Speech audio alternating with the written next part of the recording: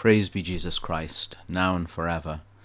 I always want to thank all our donors on a regular basis, particularly our recurrent donors, all of you who contribute on a regular basis. It's greatly and gratefully received, and so important now with so many troubles in the Middle East. We know that our people, our Christian brethren who we've been helping now for 8 years, so many successes, so many businesses doing so well that they continue to need your support. So thank you as always for all you do for us.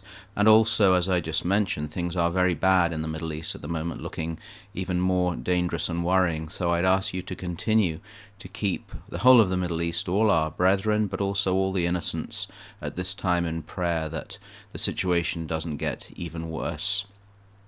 I was recently privileged, and I use that word advisedly, to attend the Divine Liturgy, the Holy Mass, celebrated in the Melkite Rite, one of the many Eastern rites of the Catholic Church. Celebrating the Liturgy of St. John Chrysostom, one is brought into direct contact with the ancient Church. It's also a powerful experience of the other lung of the Church, which St. John Paul II wrote about, the lung of the East. Although mainly celebrated in English, there are parts in Greek and also a little Arabic. As I experienced in Lviv 2 Easters ago, there's an overwhelming sense both of transcendence and of worship, something this Western lung of the Church needs to recapture in the liturgy. Everything is sung, reminding us of St. Augustine's words, "He who sings well prays twice." Often the word well is forgotten. So if when you sing all the cats and dogs in the neighborhood come running into the church, I'm sure the Lord will appreciate your silent prayer. The Melkite priest celebrating the Mass reminded us why in the Eastern Church we stand for the whole liturgy. He said it's because we're working, doing God's work, the Opus Dei. It is possible to sing everything, priest and people, with only a very small choir. On this occasion, I think there were about 9 people, including the priest's wife and children. Many prayers are repeated, so even if you don't know the chant at the beginning, it's very easy to pick up. One thing in particular struck me, as it has struck me before when I've attended Eastern Rite or Orthodox liturgies, and is our little focus for this week.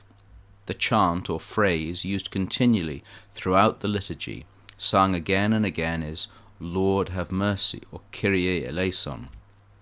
That might, if you've never experienced it, sound rather dull. In fact, it's the exact opposite. It is, it could be said, the constant intercessory prayer of the liturgy, chanted usually 3 times each time it's used. To pray, "Lord have mercy," is far more than asking for the forgiveness of our sins. It is that, of course, but encompasses a rich variety of meanings. Pleading for God's mercy continually, especially at Mass, but also in our own prayer, is essential. But the prayer includes the sense of asking for God's blessings and His answer to our prayers, His attentiveness to our pleas. It also includes the sense of asking God to be good to us, to be sweet to us. So as the prayer is sung again and again, all those intentions are offered to the Lord. After the Our Father, the Hail Mary, and the Glory Be, the bare minimum of our daily prayers, what better prayer to repeat throughout the day is the Kyrie eleison, Lord have mercy. If you have trouble sleeping, rather than count sheep, say the Kyrie. Brethren, be sober, be vigilant, because your adversary the devil, like a roaring lion, walketh about, seeking whom he may devour.